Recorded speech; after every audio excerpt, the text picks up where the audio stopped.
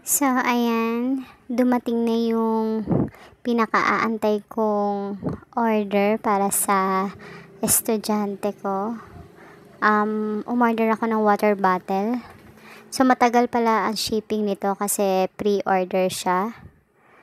Pero, legit naman ang pinadala ni seller, pati yung kulay and style. So, tama. And then, with good packaging pala to. Hindi ko na napakita yung video sa sobrang excited buksan. And then, kahit napakamahal niya, 369 nga pala to na checkout. Napakaganda talaga niya at sulit na sulit dahil makapal yung item na to. Makapal yung water bottle na to. So, dalawang container siya.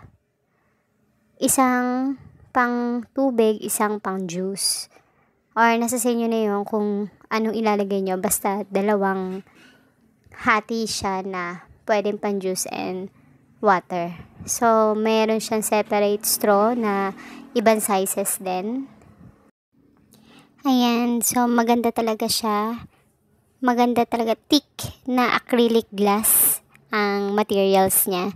So, maganda siya. Pero, hindi naman siya ganun kabigat kapag ginamit na ng bata. Pag sinuot, inisling na ng bata. Kasi with sling siya. Ayan, with sling. So, maganda talaga siya. So, ayan yung box niya.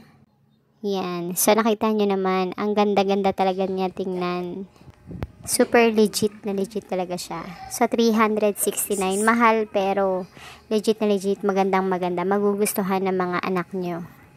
Sakto lang din yung size niya para makarry na isang estudyante.